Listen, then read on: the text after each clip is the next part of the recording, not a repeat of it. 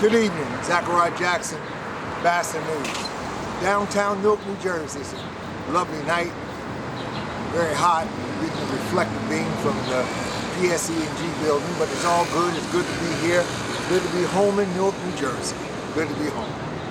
Today I'm interviewing Yusef Shabazz, and this is an interview that I'm going to need some help on how to do this interview, because on this particular subject you have to lead, because I really don't know much about it. So tell us, introduce yourself and tell us your story. Well, my name is Yusef Shabazz, born and raised here in Newark. And I have an issue that I'm trying to address appropriately, which is a medical issue. Okay. I have been at University Hospital here in Newark, Rutgers, for procedures where it's supposed to rectify my choice. And in the course of that, the Dr. Aziz Merchant, and his team didn't do the appropriate workup, but yet scheduled a surgery for me. And the name is, kind of difficult for me to pronounce. However, they tightened my esophagus all the way down to my stomach. They did it too tight. This is in your neck. Right, inside upper GI esophagus. So you were experiencing choking? I'm still experiencing choking. Okay. But the surgery that he performed, he said it's going to rectify that. All right. As well as, improve my condition. Bring your voice up.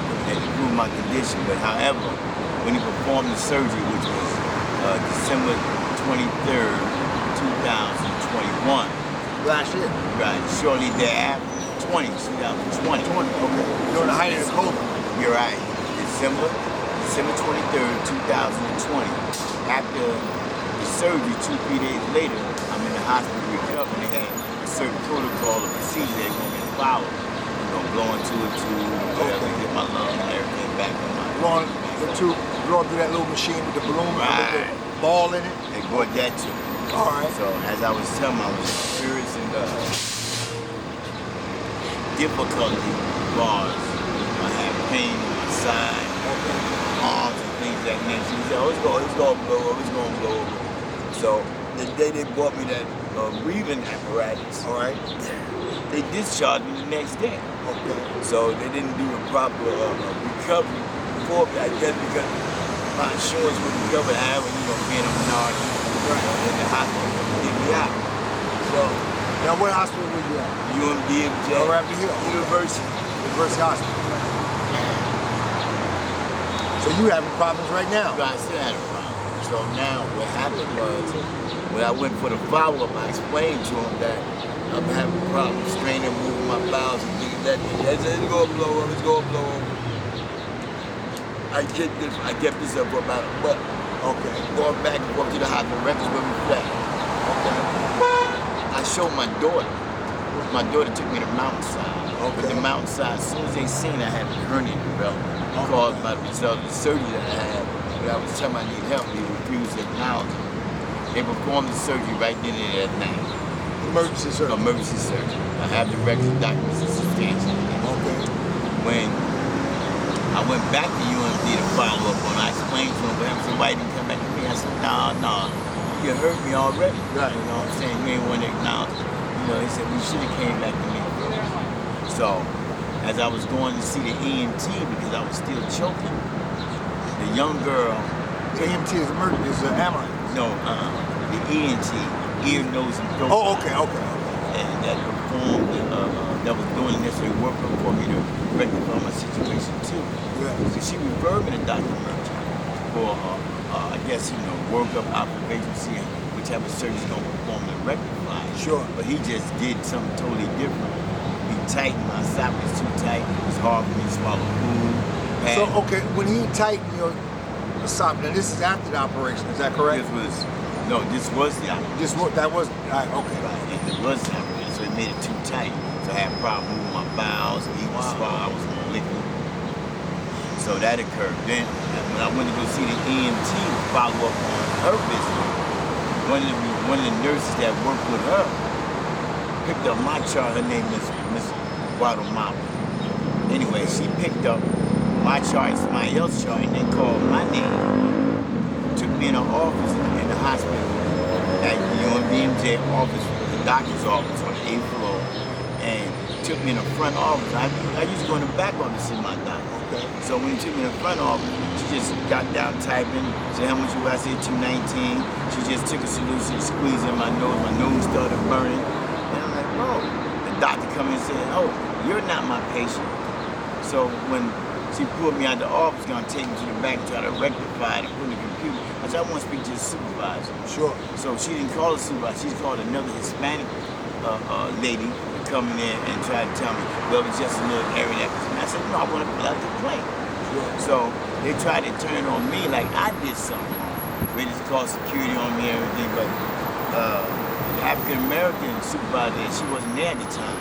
So I went downstairs, filled out the complaint. I have names of individuals I spoke to related to that. And they took my complaint. When they took my complaint, she said she was gonna get back with me.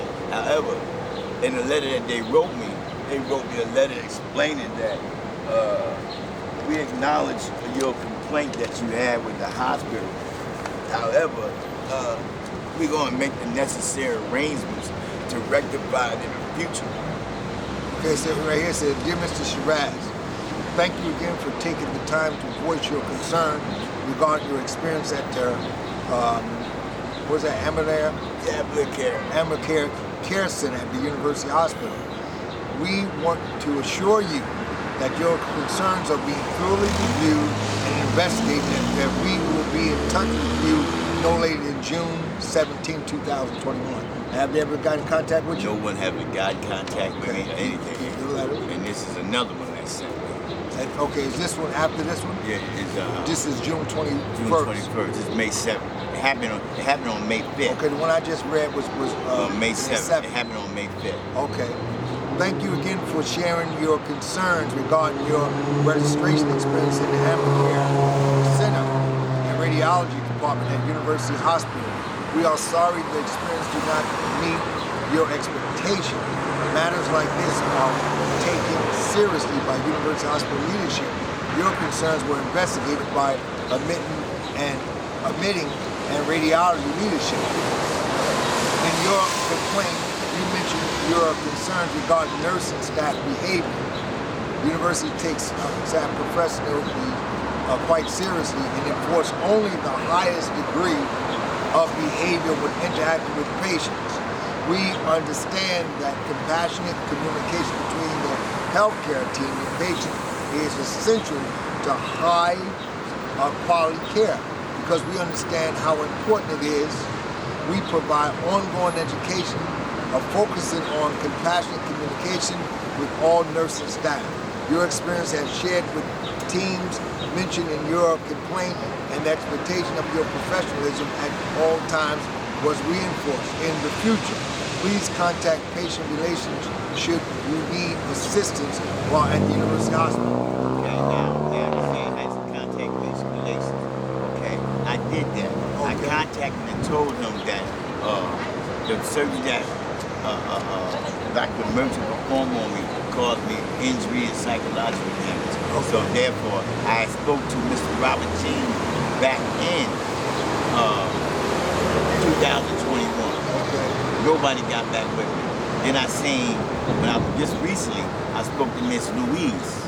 She said human experience. Well, okay, I explained what happened to me as far as with Dr. Merchant and the young girl, okay, what she put in my nose, called me nosebleeds and headaches, things of that nature. And she said, being that Mr. James was a new guy, however, you know, he dropped the ball. So now she's going to be following. However, before that, I put out my tort claim already. I put a tort claim in it, and I contacted the hospital, informed them that, you know, what occurred to me, and, you know, I'm like to pursue litigation behind me, but no one has contacted me. I'm trying to get a lawyer to assist me, and I can't get no help. When I speak to them, they talking about, they saying that I need at least $50,000 on to get some help, you know, on that MAC too. I have all my medical records to substantiate the procedures that I went through, the injuries that I had, and I'm still suffering. But I just had a corrective surgery June 12th, June 13th. So now, what is the hospitals that doing the surgery? What are they saying about the surgery practice? Dr. Murphy is right here.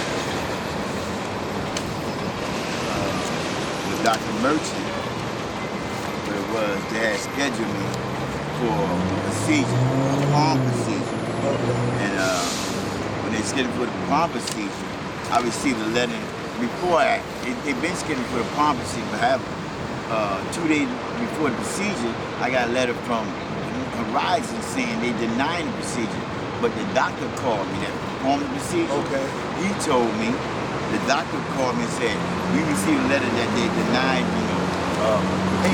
payment for your performing the corrective procedure. So therefore, they're not gonna do it. No. The brother told me to come and check in the hospital. Okay. And we're gonna do it. You need to have done. Okay. For him to correct it. That's good. I went in there, they performed the procedure. At this time, you at UMDJ back? I'm back in there. Back in. I'm back in there, and the doctor performed the procedure. I tried to get his name for him. What he did, they had the pharmacy, they went back in, they didn't open up. Dr. Murphy tightened up. So now I can eat better. Right. I can swallow, but I'm still choking. Okay. You know what I'm saying? But he took a lot of pressure off me, but I'm not under the stress that I was under before. But I'm still in the process of healing. I go back to a follow-up next month. Yeah, his name. So it seems that no one wants to touch this because you're going against a big giant in the hospital. Right, but that's wrong, because not just that. When people go to advocate their concern pertaining to mistreatment or discrimination in the hospital, it falls on the deaf ear. But they say they take the play, but they're not followed up on it. Sure. They'll send a letter indicating, yeah, we acknowledge it, but they ain't doing nothing about it. It's a continuous pattern of misconduct, neglect, medical malpractice going on there. And we're not getting the proper help that we need. When we go to get an attorney, they don't have no problem coming to represent you if you was a criminal and you got some money to represent. Or if you was a public defender, they'll come and represent you there. But I have a valid no public defender, nobody that has even reached out to you? Nobody. I've been reaching out. Matter of fact, I've been reaching out to them, but they tell me I need money. Then not just that, they have a structured pro bono procedures where people take case on a pro bono Sure. rotate this. That's right. I called them. They're calling, no, I can't handle it. Even when I talk to them, I can't handle $50,000. I'm still trying to reach out. Who is in charge of the pro bono list that the names go on so I can get somebody pick from there or ask why they don't want to take my case? So in a case like this, Mr. Shabazz, in a case like this, where do you go from here? What would be, in other words, you can't represent yourself in this case. Right. I know. Well, if I just say help you file a complaint in court, it's still going to be complicated for me because I don't know the technicalities in the medical system. I need somebody, to guide me through this adversary procedure. To give me a proof. And you couldn't find no lawyers in the Essex County area? No, Essex County, I call New York, I call Union County, and then I'm communicating with those that I know, and it's, It's like they run the iron curtain. It's stronger than iron curtain, They don't even want to touch it. Wow. They don't even want to touch it. They might be disbarred or cut off from the resources that they utilize in the court system if they take it. But I really do need help, and I hope my words do not fall on the deaf ear. I'm not getting discouraged. I'm trying to stand encouraged and handle the process. I'm not going to do anything. So you definitely want to take legal action against Yes, I do. Yes, I do. I'm still suffering. I'm still suffering. And they call me injured. And psychologically, I'm trying to stay balanced and loose. I'm not trying to divert my aggression on anybody that it doesn't pertain to, and I want to deal with it intelligently. Sure.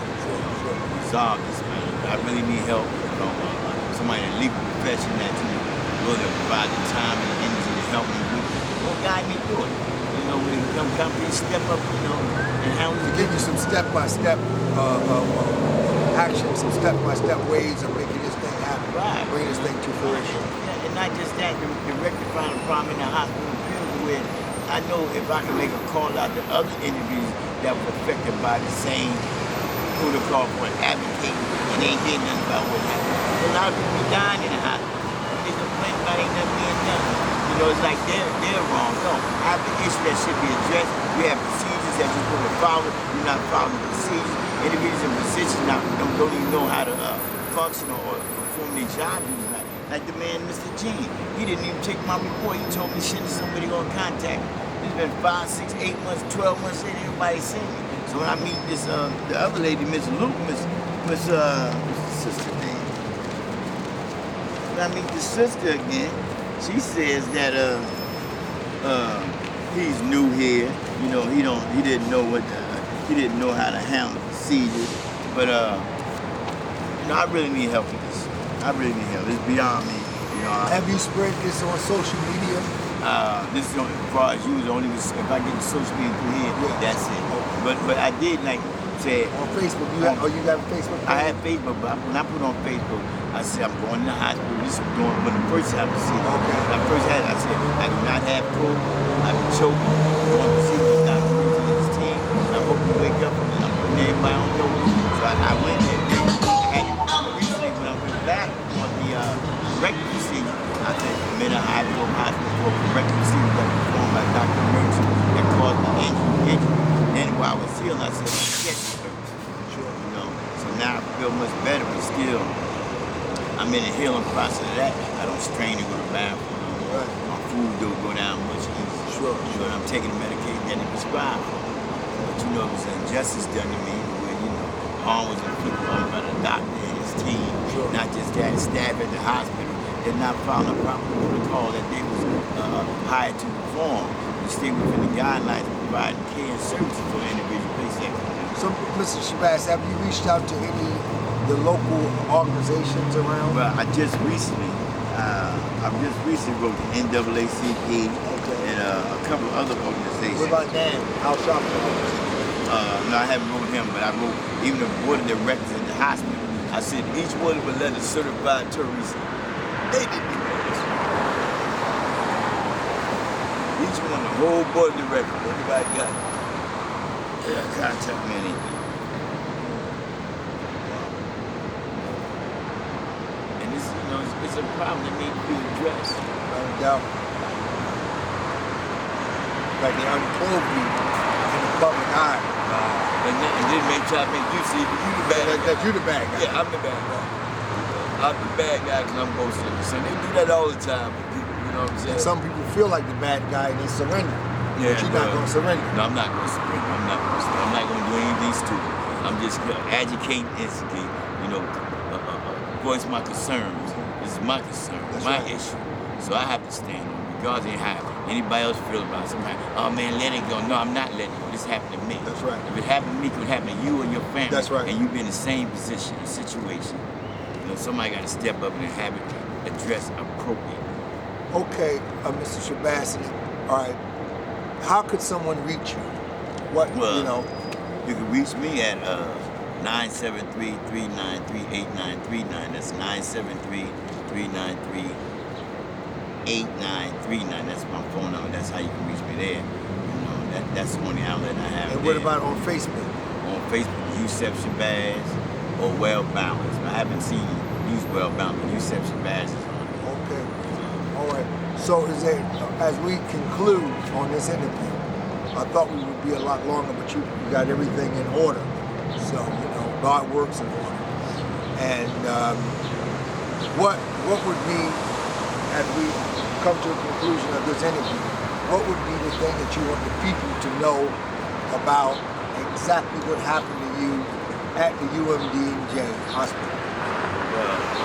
At UMD&J, what happened to me was a surgery was performed without me being properly informed. It wasn't given informed consent. They didn't prescribe to me what they was going to do and what the results. Because when I had the surgery, other surgeries had to be performed to rectify this error that he made. Like I was just a guinea pig being used, you know, on a medical experience. And that's when I'm a human being, I need to be treated like a human being. Then not just that, when I had the issue to be addressed, staff that you take it to at the hospital, they push it under the rug. You know, it's going to be, we got you. But they just fall on their deaf ear. But what I'd like to see happen, have somebody help me address this appropriately to resolve this issue so it don't happen to anybody else behind me or to help individuals that was affected by before me. But right now, you know, I really need help. And you need some legal representation. Yes, I do. So if there's a lawyer out there that is familiar with lawsuits against hospitals, Medical neglect, medical discrimination, yes, deviating from standards of care, or just a lawyer that really just want to help. and to sit down and give Mr. Shabazz a consultation talk about where he should go and what legal avenues he should pursue. And so, again, we're happy to interview you. I appreciate that. Yes, sir, brother. Appreciate Yes, sir. taking Yes, time sir. out. Without a doubt, that's what we're here for. BASA News is here. We're a friend of the city. We're a friend of the county. We're a friend of the state. So you have issues, you call, we're coming. I know elected officials and still ain't getting the answer. You know, I understand you gotta have patience, but you know. Come to your aid. That's kind of bad. Again, this is Zachariah Jackson, BASA News. Good night. Thank you. I really need help.